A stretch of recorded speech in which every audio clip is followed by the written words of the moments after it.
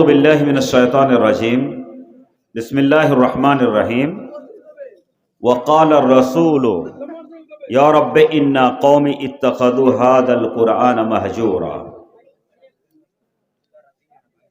وقال النبی صلی اللہ علیہ وسلم خیرکم من تعلم القرآن وعلمہ۔ علماء کرام، بزرگوں، نوجوانوں، اللہ رب کا بے حد حمد و شکر کہ عیسیٰ گنج چکلیا کی سرزمین سے حفاظ قرآن کا حافظ آج ماحول اور معاشرہ کے اندر آنا شروع ہوا ہے۔ اسی سرزمین اور جگہ سے جہاں اور ایک مدرسہ ہے، وہاں بھی بچے حافظ قرآن ہو کر نکلے ہیں۔ یقیناً علاقہ کے لیے خیر و برکت کی چیز ہے۔ سماج کے لوگوں سے کہنا چاہوں گا کہ قرآن اللہ رب العزت نے ہم انسان کی ہدایت کے لیے نازل کیا ہے اور قرآن کو بڑا بابرکت بنایا ہے۔ نبی کریم صلی اللہ علیہ وسلم نے ایک بار کہا تھا ان اللہ یرفع بہذا الکتاب اقواما ویضع بہ آخرین۔ اس کتاب کے ذریعے سے اللہ تعالیٰ جو لوگ اس کتاب کے ساتھ اپنا تعلق مضبوط کرتے ہیں، اس پر عمل کرتے ہیں، اس کتاب کی خیر و برکت سے وہ قوم بہت ترقی کرتی ہے۔ اور جو اس کتاب کے ساتھ محبت نہیں کرتے، اس کا احترام نہیں کرتے، تلاوت نہیں کرتے، اس پر عمل نہیں کرتے، وہ قوم ذلیل و خوار ہو جاتی ہے۔ بزرگ دوستو، یہ کتاب خدا ہے۔ اللہ رب العزت نے انسان کو اپنی عبادت کے لیے پیدا کیا ہے، اور اللہ رب العزت اس قرآن کے اندر ایک مومن کو کس طرح زندگی گزارنا چاہیے، کیا اس دنیا کے بعد بھی کوئی اور بڑی دنیا ہے، یہ سارے چیزوں کا بیان اللہ رب العزت نے قرآن کے اندر رکھا ہے۔ قرآن کو اتنا بابرکت بنایا ہے کہ اگر اس کا ایک حرف بھی انسان اگر پڑھتا ہے تو 10 نیکیاں ہوتی ہیں۔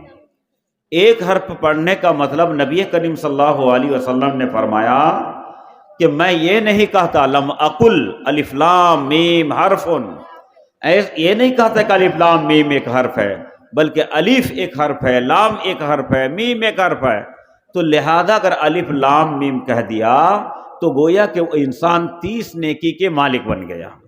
آپ نماز میں کھڑے ہو کر کے سورہ فاتحہ پڑھتے ہیں، اس میں کتنے حروف ہیں، ہر حروف کے بدلے میں اللہ رب العزت نے 10 نیکیاں رکھا ہے، کتنے اجر و ثواب کا مقام ہے۔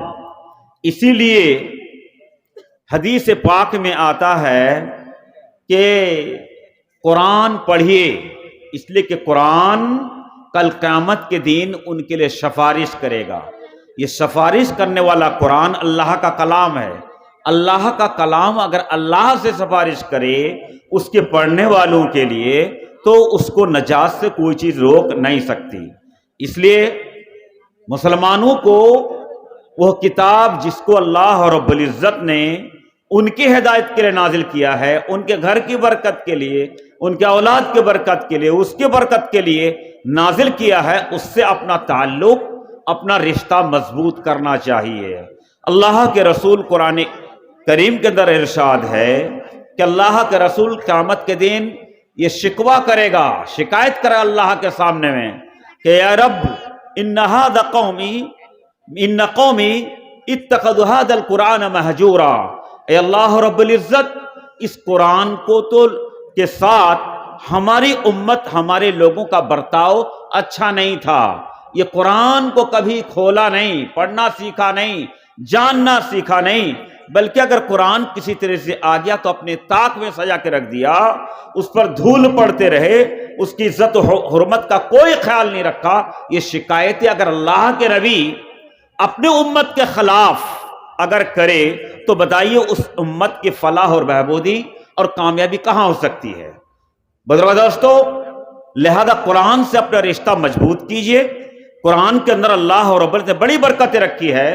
ایک صحیح حدیث کے اندر وارد کہ نبی کریم صلی اللہ علیہ وسلم اپنے صحابہ کو کہا کہ جی لوگ، یہ فلاں جگہ میں چکلیا میں بڑا اچھا اونٹ آیا ہوا ہے، تو کوئی ایسا چاہتے ہو کہ جا کر کے وہاں سے لے کے چلے آؤ، قیمت بھی دینی نہیں پڑے گی، چوری بھی نہیں، ڈکیتی بھی نہیں، چنتا ہی نہیں، بغیر قیمت کے اونٹ وہاں بٹ رہا ہے، کیا تم لوگ لینا پسند کرو گے؟ صحابہ نے کہا اللہ کے نبی، یہ کون نہیں پسند کرے گا، سب چاہے گا کہ اسے فری مل جائے۔ تو کہا دیکھو، اس سے بھی بہتر یہ ہے کہ ایک انسان کسی مدرسے میں جائے، مکتب میں جائے، مسجد میں جائے، اور ایک آیات 2 آیات اگر وہ سیکھ لیتا ہے، پڑھ لیتا ہے، خیر لہ من ناقۃ او ناقتین، ایک اونٹ اس طرح فری یا 2 اونٹ فری سے بھی بہتر اس کے لیے یہ ہے کہ ایک آیات 2 آیات سیکھ لے۔ بزرگ دوستو، ہم آپ مسلم نوجوان ہیں، سمجھدار ہیں، اپنے قرآن کی محبت میں اپنے نجات کے لیے کیا ہم ایک آیات سیکھ نہیں سکتے؟ 2 آیات سیکھ نہیں سکتے؟ اگر ہم ارادہ کریں تو ساری باتیں ہو سکتی ہے۔ علم، تعلیم، تربیت کے لیے کوئی عمر نہیں چاہیے کہ فلاں عمر میں انسان اگر پہنچ گیا تو اب پڑھ نہیں سکتے۔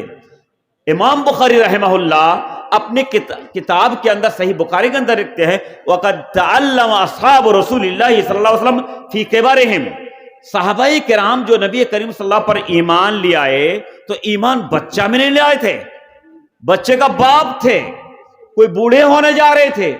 آخر ان لوگوں نے قرآن کب سیکھا؟ حضرت عبداللہ بن مسعود رضی اللہ تعالی عنہ فرماتے ہیں کہ نبی کریم صلی اللہ علیہ وسلم سے ہم لوگ جب قرآن سیکھتے تھے تو اس قرآن کو یاد بھی کرتے تھے، اس کے معنی مطالب پر ہم لوگ سمجھتے بھی تھے اور اس پر عمل بھی کر رہے تھے۔ آج کا یہ مسلمان معنی اور مطالب اور تفاسیر کی بات تو دور رکھیے، اس قرآن کو پڑھنا تک نہیں جانتا جس قرآن کو اللہ رب العزت نے ان کی ہدایت کے لیے نازل کیا تھا۔ برو دوستو، یہ اچھا موقع ہے آپ کے لیے، سنہرا موقع ہے، اور آپ کے علاقہ کے لیے خیر برکت کی چیزیں ہیں کہ مولانا علاء الدین اور وہ جیسے اس کی ٹیم محنتیں کر رہا ہے قرآن کے چرچے کے لیے، قرآن کی تعلیم و تربیت کے لیے۔ آپ اپنے بچوں کو قرآن کی تعلیم کے لیے آپ دیجئے، اور اس قرآن کے ناطے آپ بھی سنجیدہ ہوں اور اس پر عمل کرنے کی کوشش کیجئے۔ وصلی اللہ تعالی نبینا محمد وسلم، والسلام علیکم ورحمۃ اللہ وبرکاتہ۔